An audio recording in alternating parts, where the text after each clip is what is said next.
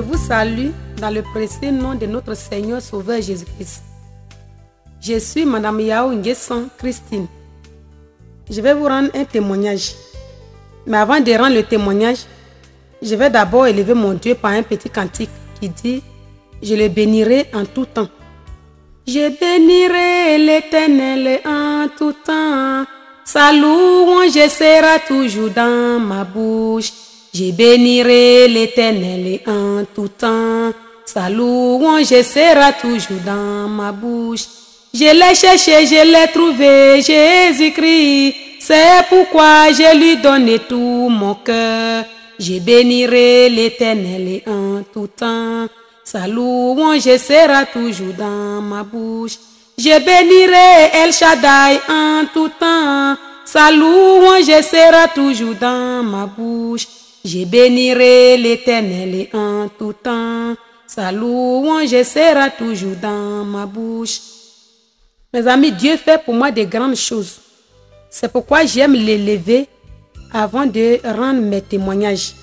Le témoignage que je vais vous rendre parle du tabernacle. Apocalypse 21, verset 3, 4. Et en même temps un message pour nous préparer à aller à sa rencontre. Amos 4, verset 12.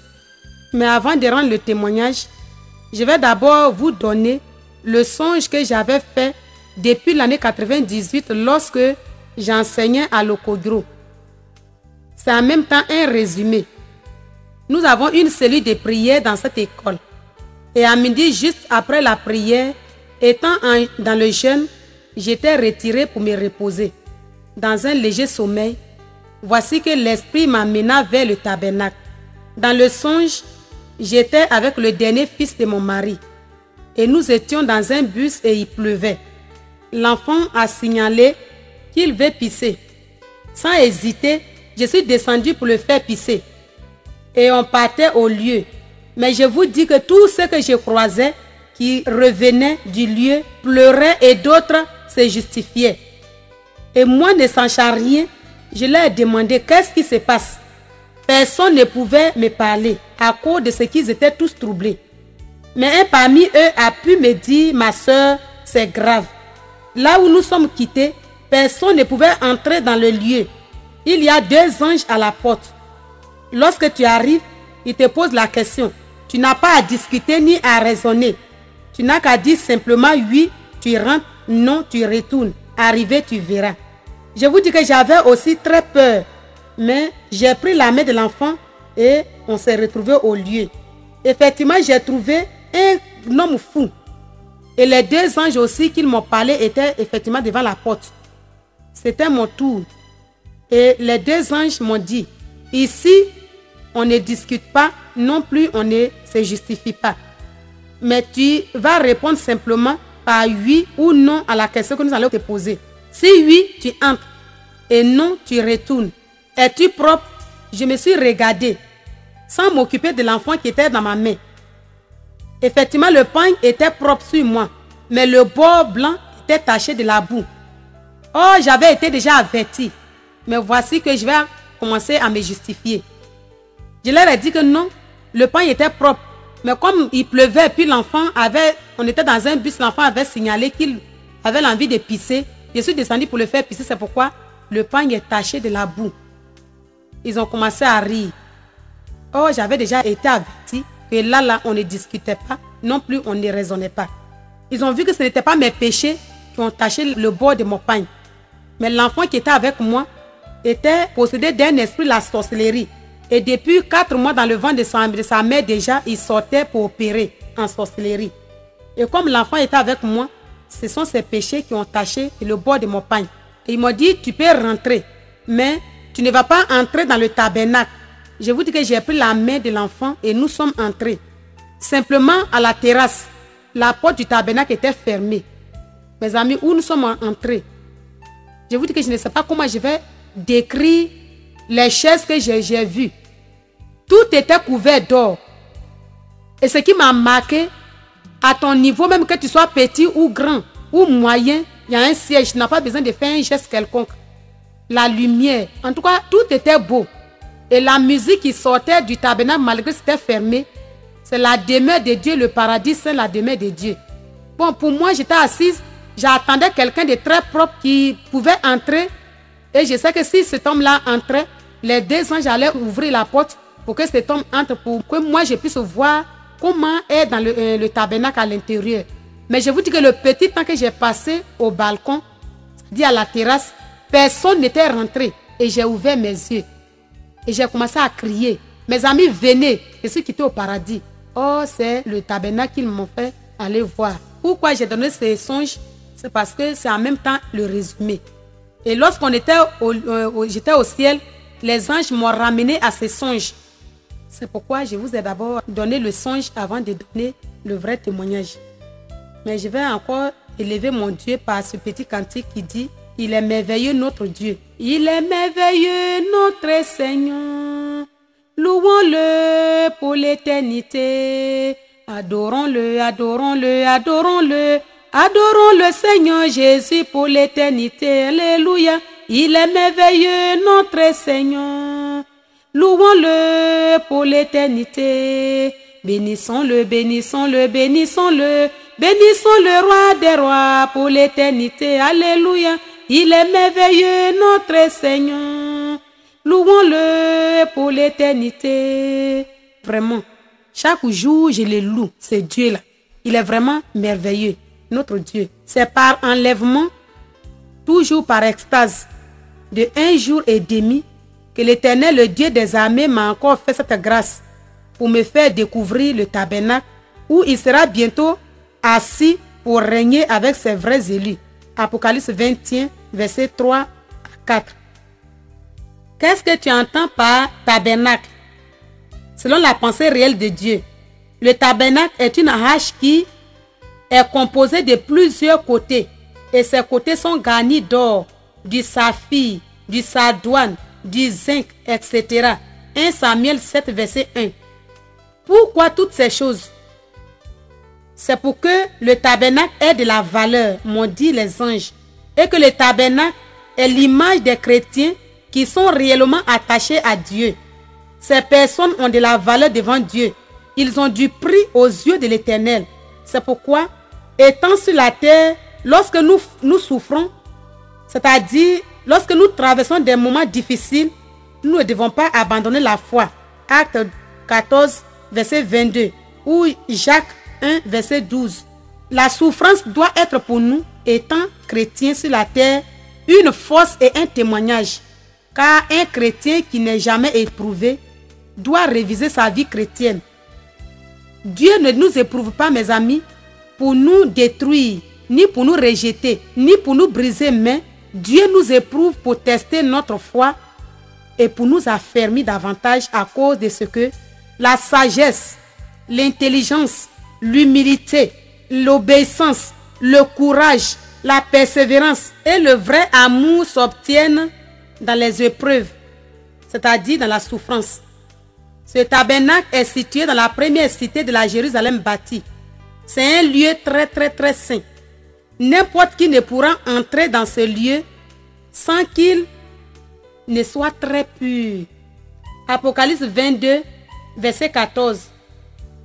Pour entrer dans le tabernacle, il y a des conditions à remplir, même étant un vrai enfant de Dieu, qui sont: premièrement, il faut se laisser éprouver par Dieu lui-même, comme Job, comme Abraham, etc.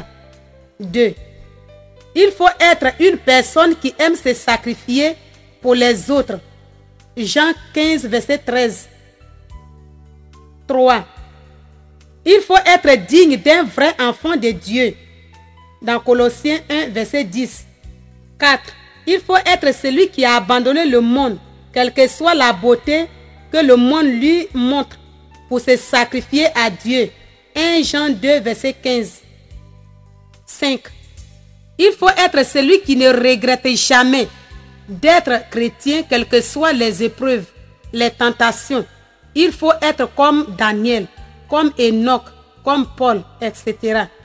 Après avoir rempli ces conditions, il y a encore 3 grandes étapes, selon les anges, qu'il faut franchir avant d'entrer dans le tabernacle, qui sont: premièrement, il faut passer par la petite porte, c'est-à-dire la porte étroite.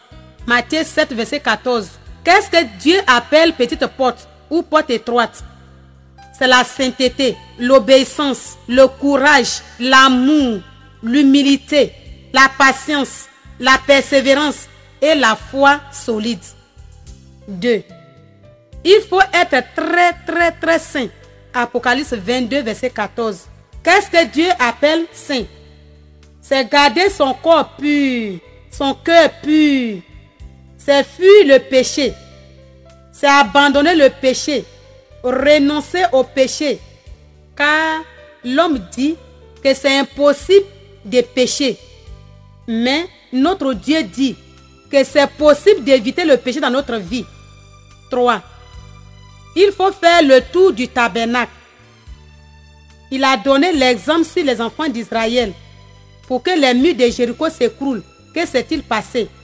Ils ont fait 7 tours de Jéricho. Le tour, selon la pensée réelle de Dieu, c'est la vie que toi, étant chrétien, tu dois mener pour arriver à ces lieux très saints. C'est la vie, mon frère, ma soeur. Sinon, il dit qu'il ne fera jamais acception de personne. Mais celui qui aurait gardé sa robe très propre en faisant son œuvre, c'est celui-là qui sera dans le tabernacle pour régner avec lui, avant d'être dans la première cité. C'est pourquoi, toi qui m'écoutes, dès maintenant, il faut chercher à vivre très loin du péché. Ne dis pas que c'est impossible, mais avec la grâce de Dieu, tu pourras le faire. Comme dans les cités. Il avait parlé de 3 groupes de personnes. Ici encore dans le tabernacle aussi, il y aura 3 grands groupes de personnes. Le premier groupe, c'est les vrais élus. C'est ceux-là qui vont occuper la première place dans le tabernacle. Ensuite viendront les moyens. Et 3e groupe, ceux qui seront sauvés au travers du feu. Qu'est-ce que Dieu a appelé vrais élus? Ce sont les évangélistes. C'est-à-dire ceux qui ont la compassion des âmes qui meurent dans leurs péchés chaque jour et qui entrent dans les maisons, dans les villages, sans avoir peur des sorciers, car c'est de toi que les sorciers doivent avoir peur. C'est ceux-là qu'il appelle les vrais élus. C'est pourquoi toi qui m'écoutes, si tu veux occuper la première place dans le tabernacle, il faut être un évangéliste, tout en gardant ta robe très propre. Ensuite, les moyens, c'est-à-dire ceux qui vont occuper la 2e place. C'est ceux qui n'ont pas le temps pour entrer dans les maisons pour évangéliser, mais qui donnent leur bien pour que l'œuvre de Dieu avance. C'est ceux-là qu'il appelle les moyens. 3. Ceux qui seront sauvés au travers du feu. C'est ceux-là qui vont occuper la 3e place.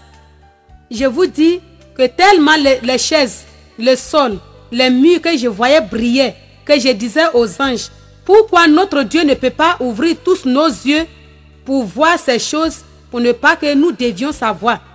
Ils m'ont dit, la grâce est faite à chacun. Pour terminer, ce que tu dois savoir, au ciel, il n'y a pas d'église. C'est le tabernacle seul que j'ai découvert comme église. C'est pourquoi tu dois savoir que si tu confesses Jésus, tu dois être un avec tous ceux qui confessent aussi Jésus-Christ de Nazareth. Il ne faudrait pas que nous nous divisions, car chrétien veut dire un, mes frères et mes sœurs. Au ciel, nous serons tous ensemble auprès de notre Père pour régner avec lui. C'est pourquoi arrête ta religion et sois un avec ton frère et ta sœur, pour ne pas que tu sois hors du tabernacle. Tu as écouté du début jusqu'à la fin. Avant de te poser la question, je vais encore chanter ce chant qui dit « J'ai le salut en Jésus ». J'ai l'assurance de mon salut par la présence du Seigneur Jésus. Son sang m'a lavé, m'a racheté. Son Esprit Saint m'a régénéré. C'est mon histoire, c'est l'amour mon chant,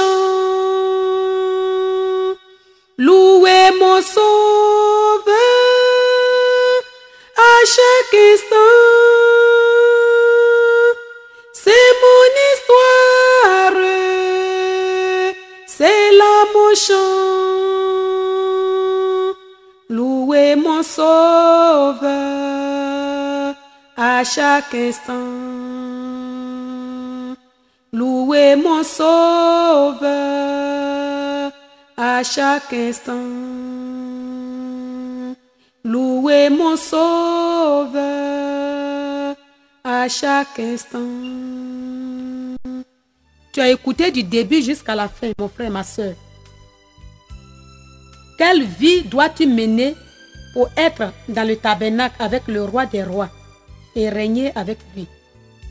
Dois-tu être celui qui chaque jour caresse le péché ou celui qui consacre sa vie à Dieu pour hériter le royaume de Dieu? Car sa parole dit que le royaume des cieux est forcé.